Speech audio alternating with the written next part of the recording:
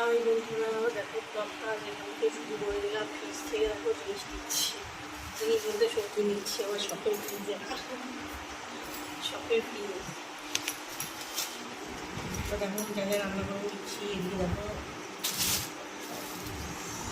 সব তো লাগবে না, যা যা লাগিয়ে দিয়ে আবার ফ্রিজে ঢুকে দেবো।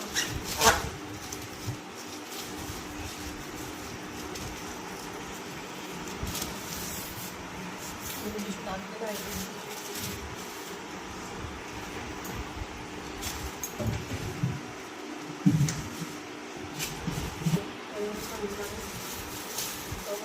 দেখো কালকে এনেছে, দেখো চাপ খেয়েছিল না, দেখো কেমন হয়ে গেছে। দেখো এটা দিলাম কেমন হয়ে গেছে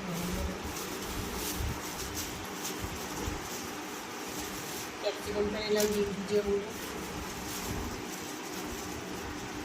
ফাইনালি বসে পড়লাম সবজি রাখতে। একটা তো ফ্রিজ থেকে শুরু করে দিয়েছি।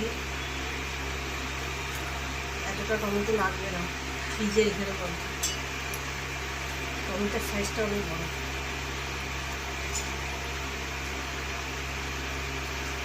আর লঙ্কাগুলো দেখো কত বড়, একটা লঙ্কা আমার থেকে বড় একটা। দেখো এই লঙ্কাটা দেখো কত বড়, পুরো আমার এই মিডিল ফিঙ্গারের থেকেও বড়। ওই দেখো আমার মিডিল ফিঙ্গার এর থেকেও বড়।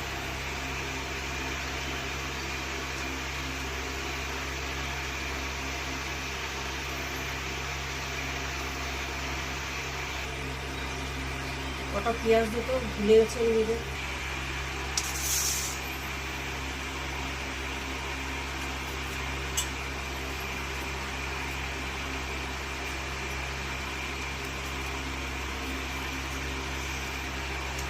উঠেছি কী যে করি, এই ভিডিও পেছনে আমার অনেক সময় নষ্ট হয়ে যায়। তারপরে তাড়াহুড়ো দৌড়ানো।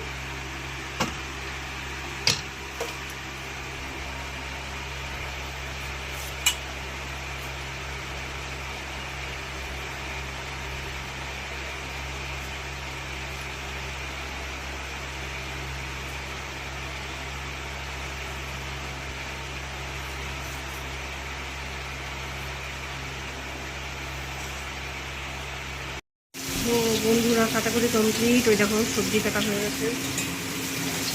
ওই যে লঙ্কা, টমেটো, ডিম ভুজিয়াটা আগে করছি, করে নিয়ে ছেলেকে দিয়ে দেবো খেতে।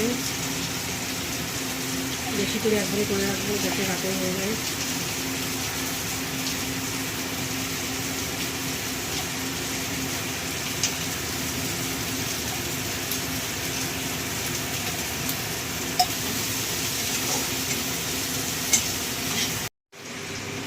এই দেখো বন্ধুরা ডিম ভুজিয়াটা আমার কমপ্লিট হয়ে গেছে, ছেলেকে দিকে খেতে দিয়ে দিয়েছি। আর দেখো কচু দিয়ে দেবো, কচু সিদ্ধ করে ফ্রিজে রেখে দিচ্ছিলাম, বরফ হয়ে গেছে। ইলিশ মাছের মাথা দিয়ে কচুর শাক হবে, আর ডিম ভুজিয়া খাবে। দেখো কচু হচ্ছে ইলিশ মাছের মাথা দিয়ে কচু। আর দেখো করবো বাটা মাছটা ধুয়ে লবণ আর হলুদ দিয়েছি, এটাকে মাখবো।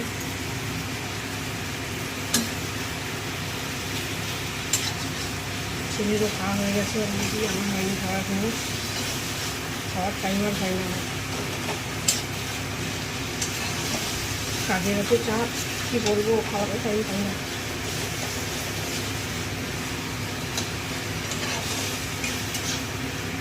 সকালের খাওয়া দুপুরে, আর দুপুরে খাওয়া সন্ধ্যাবেলা, বিকেলবেলা। সবাই যখন চা খায় আমি তখন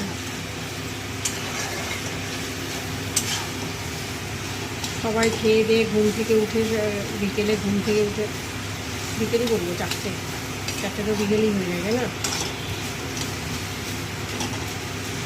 সবাই দুপুরে খাওয়া খেয়ে রেস্ট টেস্ট নিয়ে উঠে চা খায়, তখনই ভাত।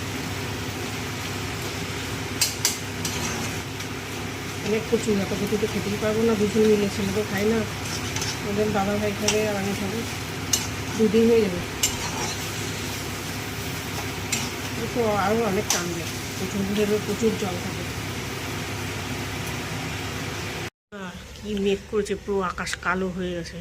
আর এদিকে দেখো খাওয়া দাওয়া হচ্ছে, দেখো খাচ্ছে।